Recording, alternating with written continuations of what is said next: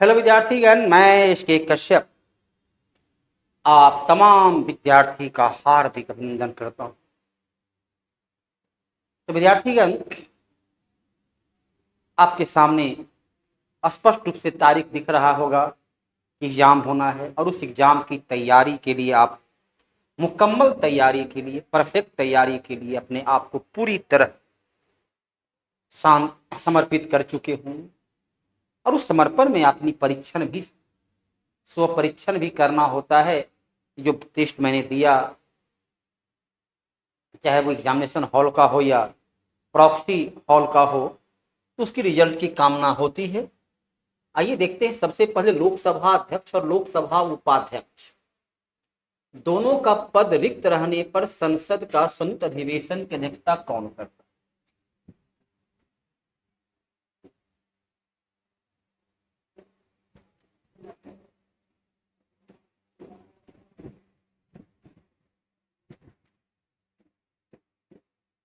साधारण विधेयक पर संसद का यदि दोनों सदनों में लोकसभा और यदि राज्यसभा दोनों में मत विभिन्नता हो, मतभेद हो, दोनों में मतभेद हो, तब राष्ट्रपति अनुच्छेद 108 के आधार पर संसद का संयुक्त अधिवेशन बुला सकते हैं, जिसकी अध्यक्षता अनुच्छेद 118 के आधार पर लोकसभा अध्यक्ष करता है। लोकसभा अध्यक्ष नहीं हो तो लोकसभा उपाध्यक्ष करता है, और यदि दोनों नहीं हो तब कहता है उसकी कौन सा करेगा, तो राज्यसभा का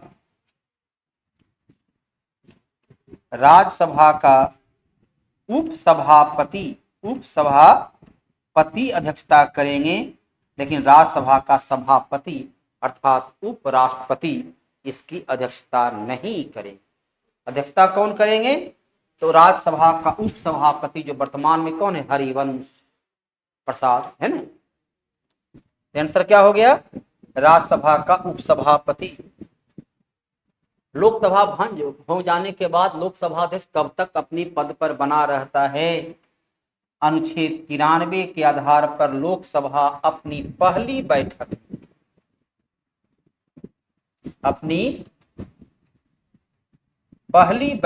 में अपने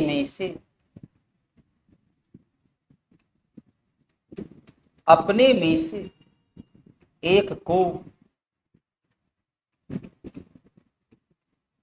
लोकसभा अध्यक्ष चुनता है। जो लोकसभा अध्यक्ष के रूप में अलग से कोई शपथ नहीं लेता है। ये लोकसभा के भंग हो जाने यदि अनुच्छेद 85 के आधार पर लोकसभा को भंग कर दिया जाए, लोकसभा को भंग भी कर दिया जाए, तब भी अपने पद पर अगली लोकसभा के गठन होने तक, अगली लोकसभा का गठन होने तक अपने पद पर बने रहेंगे। कब तक अपने पद पर बने रहते हैं? अगली लोकसभा के गठन होने तक। लोकसभा भंग हो जाने के बावजूद भी लोकसभा अध्यक्ष कब तक अपने पद पर बने रहते हैं? तो अगली लोकसभा के गठन होने तक। रग्बी फुटबॉल, तो सामान्य पता होगा कि फुटबॉल में 11 खिलाड़ी होते हैं, लेकिन रग्बी फुटबॉल में 11 नहीं बल्कि 15 खिलाड़ी एक पक्ष में होते हैं। रग्बी फुटबॉल में एक पक्ष में 15 खिलाड़ी हुआ करता है। तो फुटबॉल का अलग अलग, और बॉल से हम लोग कई खेल खेलते हैं, वॉलीबॉल, बेसबॉल, बास्केटबॉल, फुटबॉल, तो कई खेल का प्रयोग हम लोग उसके आधार पर करते हैं।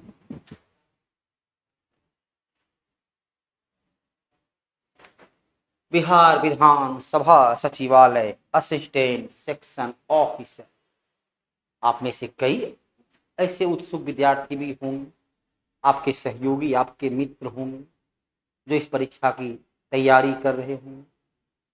जैसे आप लोग अपने आप को आजमा रहे हैं और अपने को कुंदन की तरह निखार रहे हैं, तो यदि लगता है आपको या आपके सहयोगी को कि एक बार पुनः मुझे भी परीक्षण करना चाहिए, अपने को निखारने का अवसर देना चाहिए, तो आइए राजधानी कोचिंग आपका स्वागत के लिए खड़ा है। बिहार का पहला व्यक्ति जो सर्वोच्च न्यायालय का मुख्य न्यायाधीश बना वो थे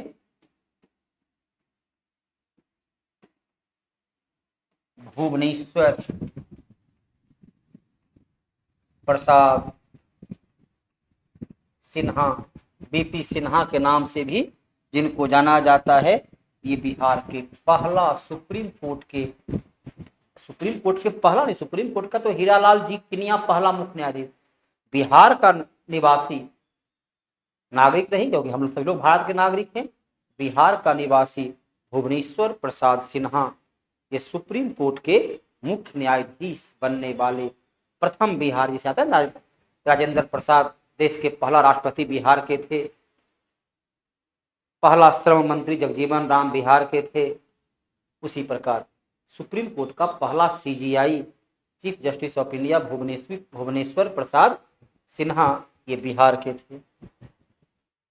राष्ट्रीय कृषि अनुसंधान परिषद, राष्ट्रीय कृषि अनुसंधान परिषद की स्थापना पूसा में किया गया था। इसकी स्थापना 1906 ईस्वी में ही की गई। 1929 में इसे राष्ट्रीय संस्थान के रूप में मान्यता दी गई। लेकिन जब 1934 में बिहार में भयंकर भूकंप आया, तो भूकंप की त्रासदी से वहां भी नुकसान पहुंचा, तब इसका मुख्यालय जो है पूसा की जगह नई दिल्ली इसका मुख्यालय ले जाया गया। तो वर्तमान समय में इसका मुख्यालय कहाँ है? राष्ट्रीय कृषि अनुसंधान परिषद का मुख्यालय वर्तमान समय में नई दिल्ली पूसा में हुआ करता था, समस्तीपुर, जहां वर्तमान में राजेंद्र कृषि विश्वविद्यालय है। बच्चे के दूध की दांत की संख्या कितनी होती है? बच्चे की दूध की दांत की संख्या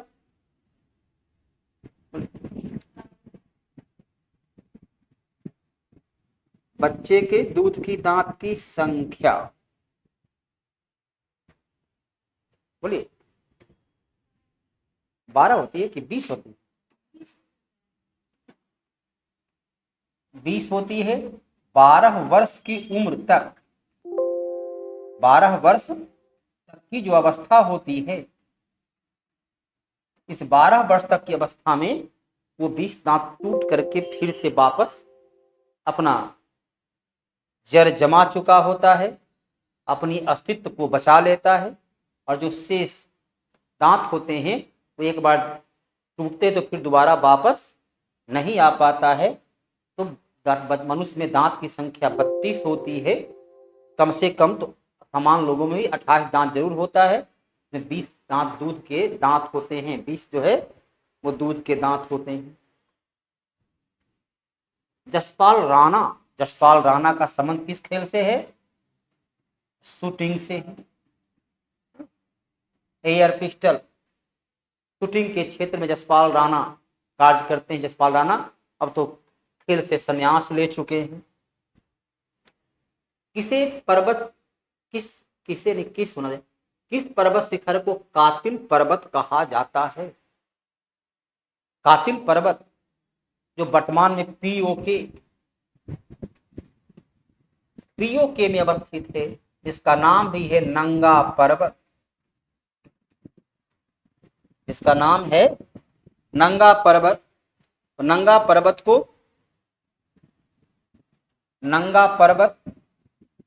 को कहा जाता है कातिल पर्वत, क्योंकि इसकी चढ़ाई इतनी खरी है कि इस पर कई लोगों की मृत्यु हो चुकी है। यह 8,126 मीटर ऊंचा है, जो आपको कहां पड़ता है? गिलगित बल्तिस्तान में। गिलगित पाकिस्तान के क्षेत्र में अवस्थित है। वो है नंगा पर्वत, 8,126 मीटर ऊंचा है। और आपको ज्ञात है कि एवरेस्ट की ऊंचाई 8,848.86 मीटर है। भारत की सबसे ऊंची चोटी माना जाती है K2, 8,611 मीटर।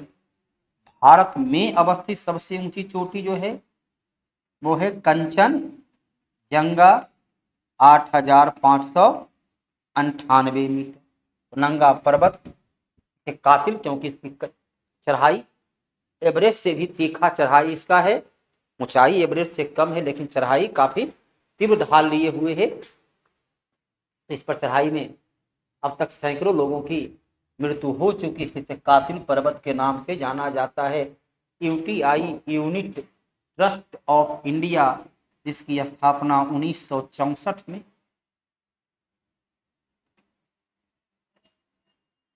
म्यूचुअल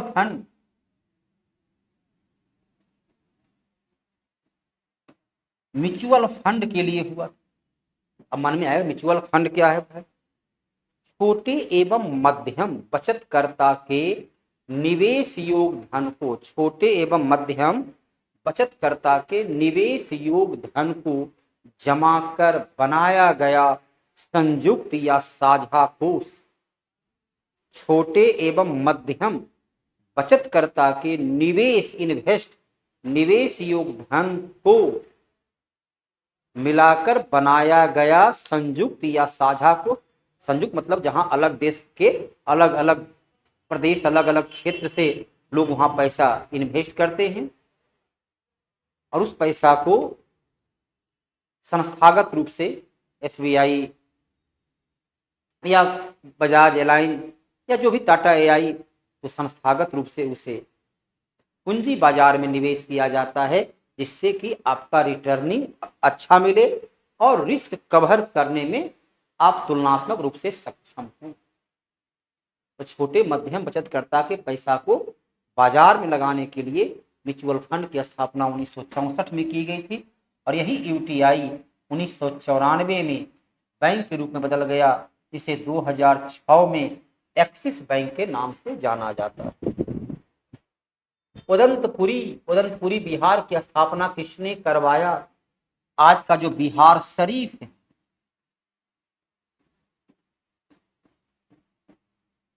नालंदा जिला का मुख्यालय, आज का जो बिहार शरीफ है उसे ही अतीत में उदंतपुरी के नाम से जाना जाता था।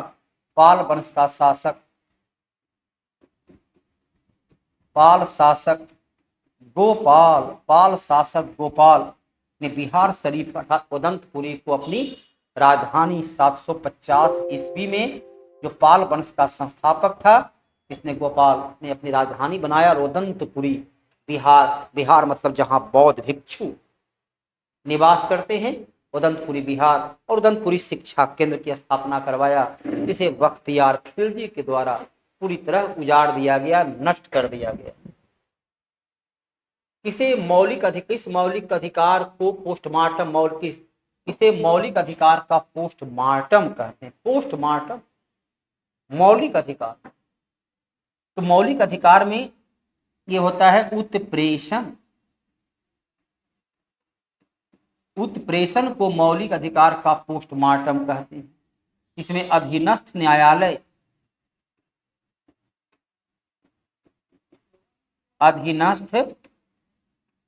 न्यायालय में जो लंबित मुकदमा है, पेंडिंग मुकदमा है, उसका परीक्षण की जाती है। तो वो नागरिक अधिकार से जुड़ा हुआ मुकदमा को आप क्यों जो है सो अपने पास रोके हुए है, उस मुकदमा के बारे में पूरी तथ्यात्मक रूप से हमें सूचित करें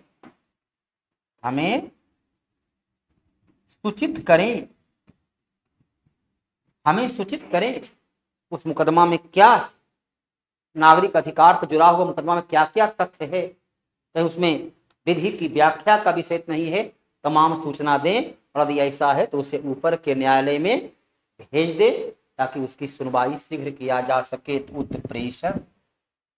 प्रथम भारतीय जो ओलंपिक खेल में पदक प्राप्त किया,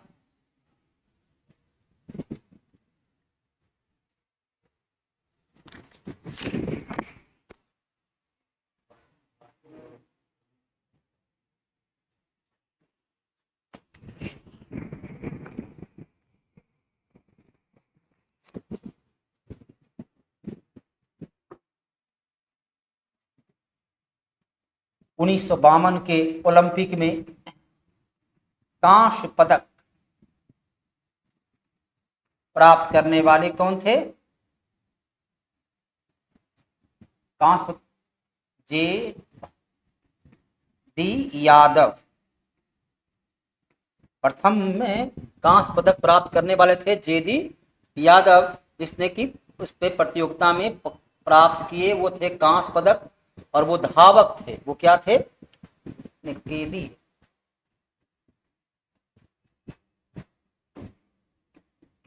केदी यादव, जो कांस्य पदक में ये प्रतियोगिता हुई थी हेलेंस्की। ये प्रतियोगिता कहाँ हुई थी? हेलेंस्की में प्रतियोगिता हुई थी, जिसमें भारत ने पहली बार एक कांस्य पदक जीता था। सॉरी, ये धावक ने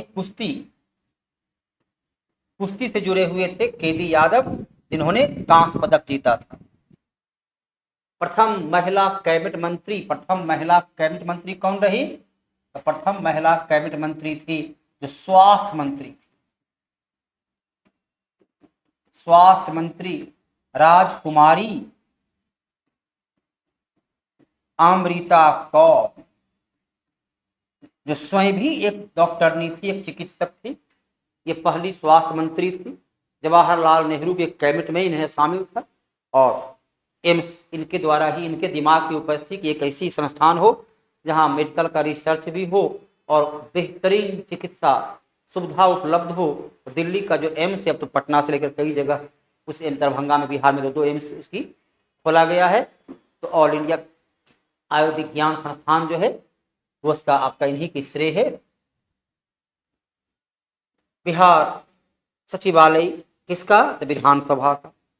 उसके जो सेक्शन अफसर हैं, असिस्टेंट सेक्शन अफसर, समान अवस्था में उसे सहायक कहा जाता है, जो थर्ड ग्रेड का सबसे बेहतर, सबसे उन्नत जॉब होता है, हाइब्रिड जॉब होता है। यदि आप में से जो भी इसका फॉर्म भरे हैं, तो जो इसके फॉर्म भर करके अपने को पूरी तरह तैयार कर रहे हैं, प्रिपेयर कर रहे हैं, भाई उनकी तैयारी को मुकम्मल अंजाम तक पहुंचाने का उत्तरदायित्व हम लोग लेते हैं।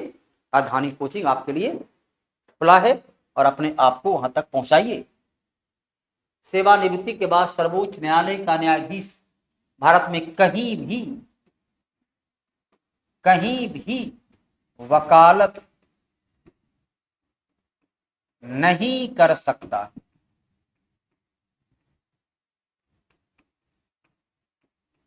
नहीं कर सकता है और सरकार के अधीन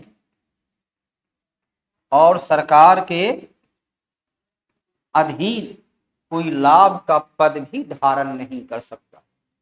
सरकार के अधीन कोई लाभ का पद भी धारण नहीं कर सकता। प्रथम भारतीय राजनीतिक दल कौन था? भारत का पहला पॉलिटिकल पार्टी 1838 में बनाया गया, जिसका नाम था बंगाल लैंड होल्डर्स सोसाइटी। इसके संस्थापक कौन थे? देवेंद्र नाथ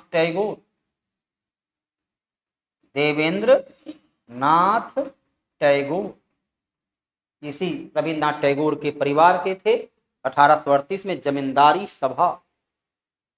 सभा के नाम से इन्होंने पहला पार्टी बनाई थी 1838 में, और उसका सबसे महत्वपूर्ण पार्टी जो रहा 1885 में कांग्रेस पार्टी। प्रिय, क्या जो उत्तर दी गई है आपने उत्तर वही लिखा है? क्योंकि इसमें तो कोई दूसरा विकल्प है नहीं, उत्तर वही। यदि उत्तर आपने ये सभी लिखा है, यकीनन तौर पर आप इस प्रतियोगिता परीक्षा के लिए पूरी तरह अपने को तैयार कर चुके। यदि 10 से कम नंबर है तो सोचनीय विषय है कैसे उसको आगे बढ़ाएं। हर हाल में आपको 10 से ऊपर नंबर आना चाहिए क्वेश्चन को। इससे भी कुछ लो कैटेगरी का होगा या इसी के कैटेगरी का क्वेश्चन आएगा, तो अपने आप को बेहतर तरीके से सशक्त कीजिए, मजबूत कीजिए। धन्यवाद।